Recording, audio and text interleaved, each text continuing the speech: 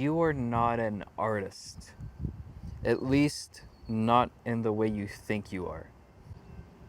I know that sounds a little bit harsh, but if you're trying to make a living off your music in 2025, you're not only an artist, actually, the artist side of you is going to be leveraged maybe 10 to 20% of the time.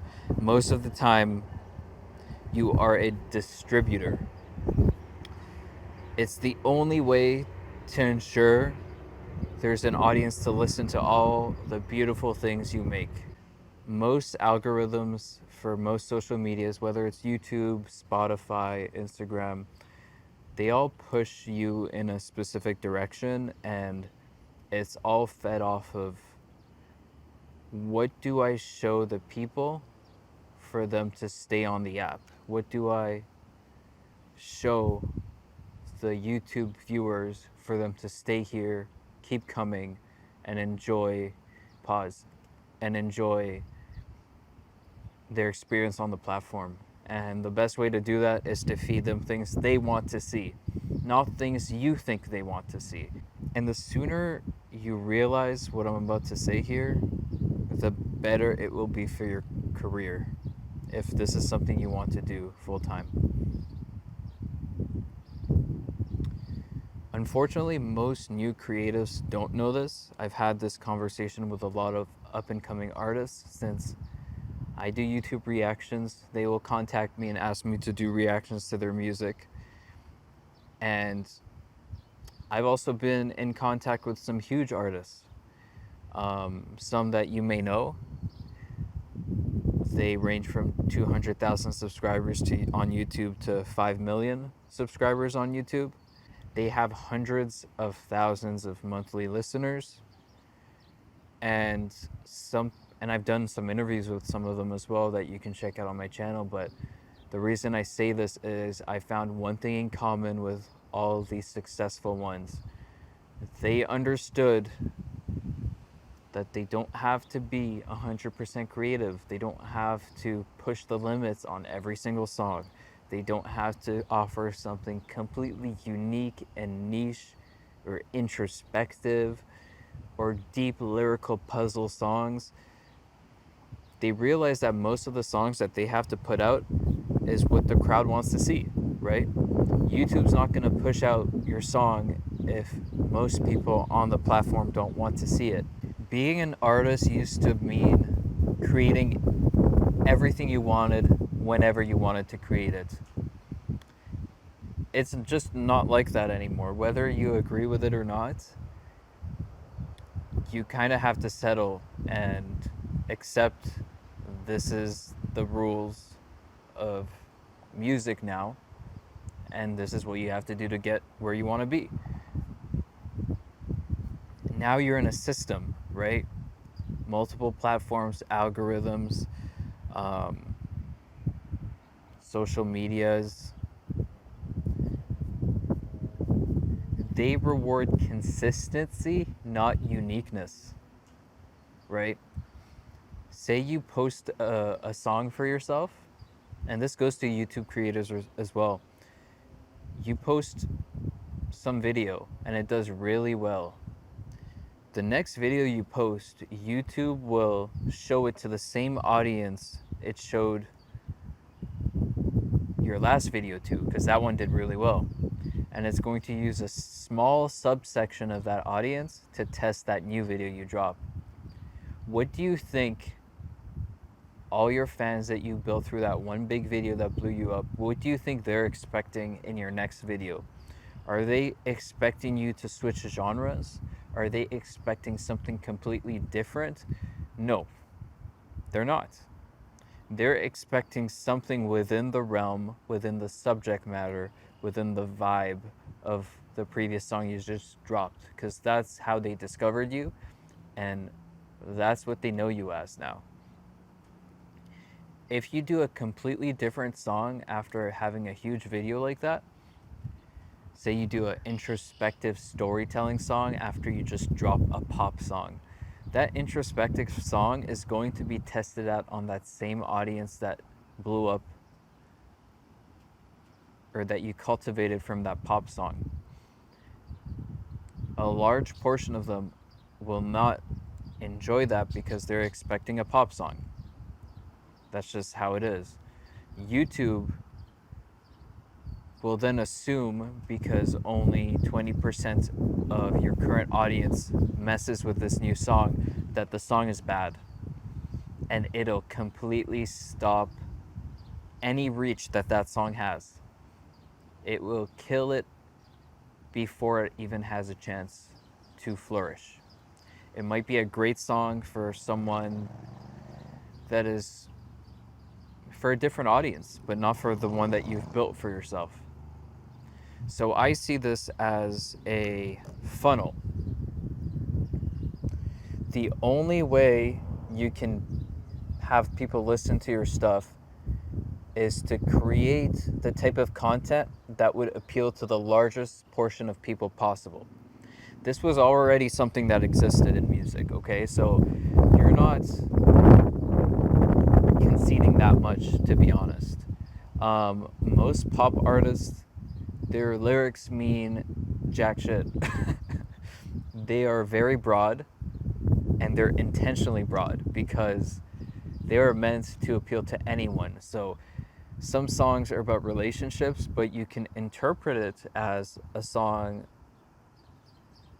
about a relationship with either a friend or someone you love or a family. When you write very broad lyrics, many people can connect to that sentiment, and it gives a larger reach to that song. That's why pop is more popular than rap, because rap is very lyrical, at least the original rap that I'm speaking of. It's very lyrical, very focused on topics and wordplay and all these things that most people, when they listen to music, they don't listen to lyrics, right? They just enjoy the sound, the feel of it. So this is something that's already existed in the industry for the longest time. People that wanted to reach a larger audience, they were forced to make some pop songs. How did Eminem blow up? Yes, he has Lose Yourself. Yes, he has a few of these songs, but most of his big songs are all with pop artists, you know? Songs with Rihanna, songs with, like, I don't know, Skylar Grey or something. Songs with very relatable hooks that don't have that much depth lyrically, but then it brings a larger audience, right? I'm talking about this funnel. It brings a larger audience. Then what Eminem does in his albums is that's where he has his deep cuts. That's where he goes and he talks about his own personal life, and he talks about more specific stories, more niche concepts, right? He has that song where he's talking about a relationship, but at the end you realize he's talking about a drug, and he's been addicted to that drug, and he finally flushes it down the toilet. These concept songs that show how creative he is and how amazing he is at concepts, at new ideas. These are all songs that he drops in his album after building hype, after cultivating a large audience first. Then he feeds that large audience with a few deeper cuts every now and then. But that's how it existed before algorithms as well. I think now it's at a deeper stage, right? It's more strict.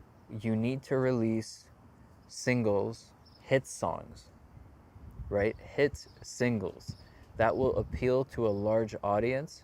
You build that audience. And then in your album, I know you have that creative itch. You don't want to make the same sounding song with the same sounding theme, same sounding lyrics.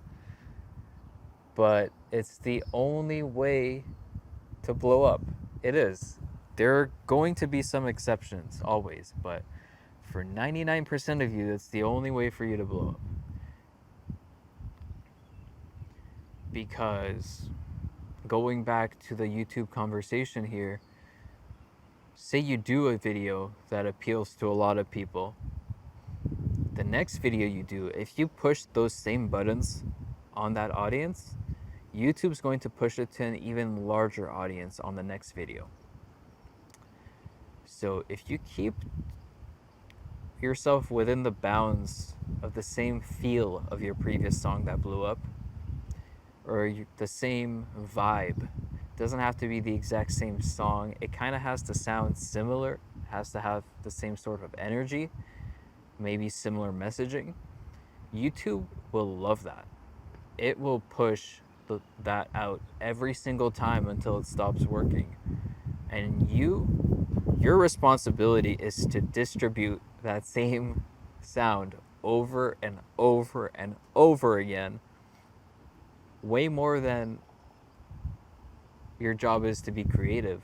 Yes, you can have a few like cool creative elements within every single one of these songs, but overall should feel the exact same way, right? If you make a song where you talk about you starting from the bottom, now you're here, right? The age-old classic. Why does everyone rap about that? Because everyone wants to just, the whole audience wants to listen to that, right? We love a story of someone that starts as an underdog and then turns out successful and now gets to shove it in everyone's faces. That's why those rap songs still exist now, and they've existed 30 years ago, and they will exist 30 years in the future. Your job is to curate towards your audience. It's about picking the right vibe, the right tone, the right subject matter, and pushing it. You might get bored. You might feel like now it feels like a job and now you've boxed yourself out. But what's the point of dropping the most creative, unique piece ever, your deepest cut, the most meaningful song to you, and having 10 people listen to it, you know? Why not blow up the way the game's pushing you to blow up? Play the game. You know the rules. Just play it. Just accept it. Put your head down and accept it. And once you do blow up, you'll have a huge audience that you know will come regardless of what song you put out. But that only happens after you blow up and you put consistent singles, consistent hits over and over again. So yes, you are sacrificing your artistry, you're sacrificing your creativity, but it's a bigger picture, and I will offer you a solution. This is not just coming from me, an artist that I've spoken to. You can look up YouTube tips, you can look up people like Mr. Beast and all these advice YouTubers. They will all say the same thing. So it's no secret. They will all say, your last 10 videos, at least 7 to 8 of your last 10 videos have to hit the same audience, have to scratch the same itch. So say I make a video about 2 cars racing, which one's faster. If that video blows up, my job now is not to be like, oh, I want to think of some other viral idea that I need to push. No, my job as a smaller YouTuber now is to make 8 or 7 other videos exactly like that. But now just add a little variation. Maybe it's 2 different cars. Maybe now it's a car racing versus a horse, or a horse racing versus a drone. But they all have to have that same theme now, because I've built maybe 2 million views, 2 million different people that will potentially click on the thumbnail of the next video I put out, as long as it's similar to what they enjoyed. YouTube's going to see that, and that second video, it's going to push it out to even more people. The third one to more people, the fourth one to more people, and it'll give me a chance to blow up like a second time, basically, right? That first video that blew me up the first time I get 2 million views, by the time I get to the 8th one, that video might get like 7 million views. As long as I give YouTube exactly what it needs to succeed. I'm not here to confuse the algorithm. I'm here to help it understand me as well as possible. Now, if you don't have a video at all that's blown up, that's your chance. That's your chance to experiment and see what works. But as soon as one of these videos works, you have to push. You have to push in that direction. Whether you like it or not, if you want to be successful, if you want to do this full time, whether you like it or not, you're doing it. I know some artists that make a very specific type of music, like whether it's rap or rock, and they kind of want to try some pop sometimes. They kind of want to try some funk, some interesting, weird beats, rapping off beat. They want to try all these things.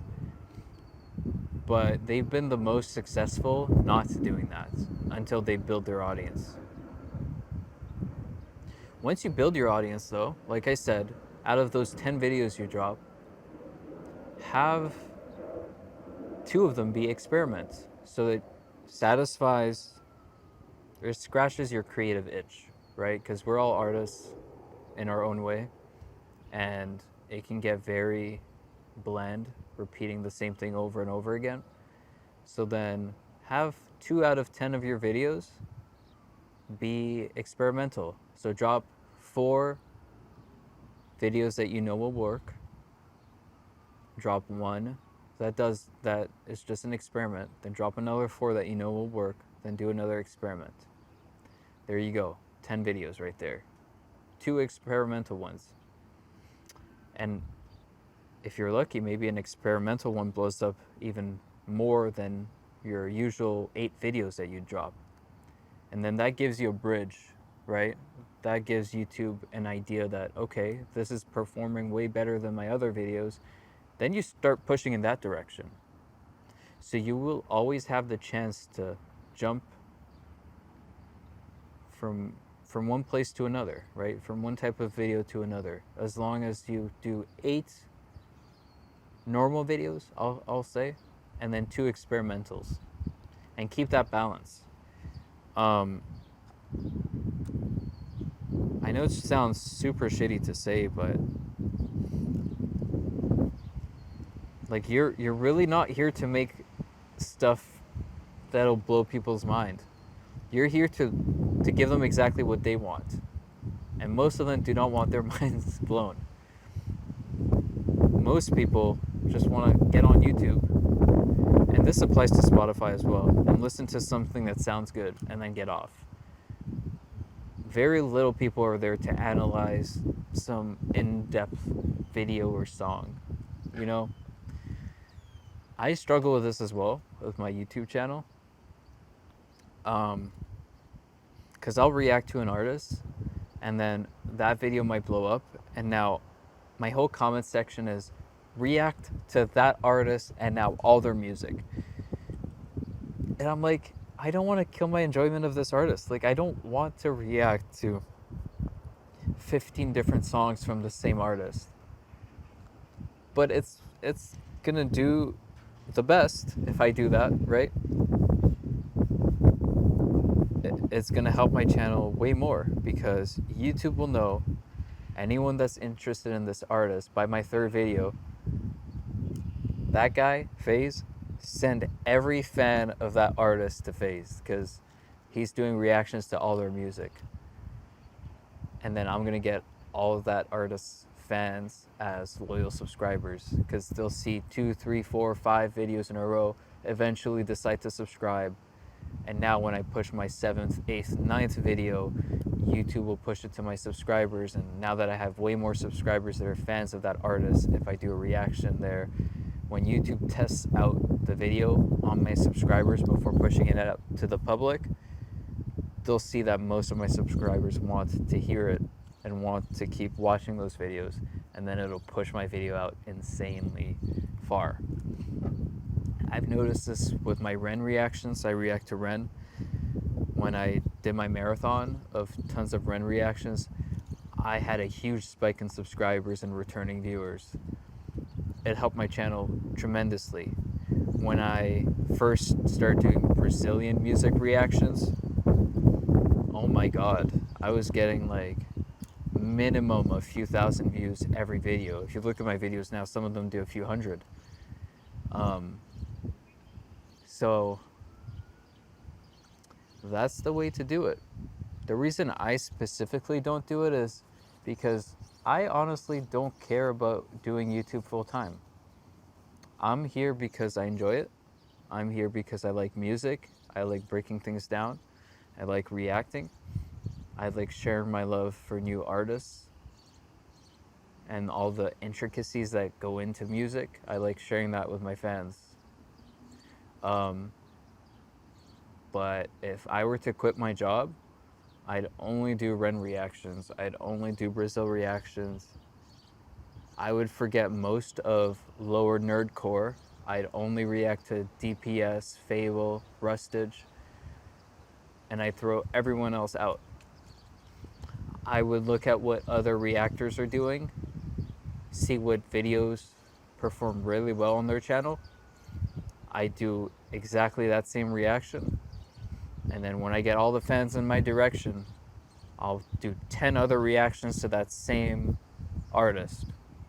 And I'd repeat that cycle over and over again, build a huge audience, and that would be my strategy if I wanted to do this full time, which I don't. I don't care. Like, I'm very happy with where I am financially, life-wise, and I don't want to do YouTube full time. That's why I'm not following my own advice here. um, but sometimes I do. Sometimes I do follow my own advice. Sometimes I will see a video do really well, and then I'll be like, all right, I'll drop everything else, push my priorities towards the video that did really well, and I'll keep doing that for a while. I've done that for a couple weeks here and there, but eventually I get bored of reacting to the same person, even though their song could be a 10 out of 10 every single song that I react to. Like, Ren makes wonderful music, lyrically to enjoy, to break down. I love it, but no matter how good he is, only listening to Ren and only reacting and only editing Ren reactions, it does get boring. Not because of him, it's just because that's all I'm doing all day, right? Whereas if you're a Ren fan and you're listening to his music, you're listening to like 7 different songs of his every day, but it's like a few minutes. Me, when I do a reaction, it's like 20 minutes of editing it, listening to it again and again to build knowledge on the lyrics and his style and everything so that my next reaction can be better. And then I just do that over and over again, you know? So I think for me it's a little bit different because my goals are different, but for any upcoming artist, you gotta just put your head down and do it, man. Like, I don't know what to tell you. Like, scratch your creative itch 2 out of 10 times. The rest of the time, you're making a product that people want to use, right? Or listen to. You're not there, you're more of a manufacturer than a creative person, you know? You're not an engineer coming up with some new device. You're making an EV, an electric vehicle. You find out a ton of people like those, and then instead of moving on and creating something completely new, no, you build a factory that makes electric vehicles now, and you sell it to even more people. And then after they build trust in your brand, you can start making a new product, right? But at that point, you've built yourself a reputation with them. You've built some recurring buyers, some fans of your brand. And now you can go back to the drawing board and like make a robot, for example, right? And now sell that to your Tesla fans, right? I'm just thinking in terms of Tesla, like that would be the closest example I could use from the real world to YouTube. You are a music making factory. Same vibe, same tone. Flex your creative muscles with the instrumentation, with the melodies, try new melodies and stuff, but don't veer too far off. Do not veer too far off. Feed them exactly what they want to hear, and you're gonna succeed. This is a pretty long video, isn't it? I don't know, man. Just use the 80-20 rule. I could have said all this in 2 minutes, but I feel there's some importance to stress exactly why I'm saying this, and that I'm not coming at you with some like bullshit like thing as some small YouTuber with 20,000 viewers or subscribers, whatever, but that I've spoken to quite a lot of big artists, and they've all said very similar things, like within 10% accuracy, 90% accuracy of what I said here today. Mainstream artists too, they've said the same thing.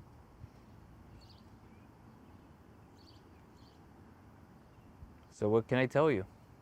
You're not an artist anymore. You are a distributor until the algorithm changes, which it won't.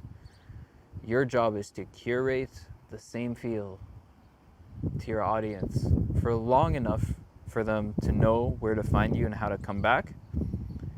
And after you build that audience, you're free to do whatever you want in your albums, you know? But don't make album songs, or keep it in the tuck. Don't make any deep cuts and then drop like 7 in a row. It's gonna kill everything for you.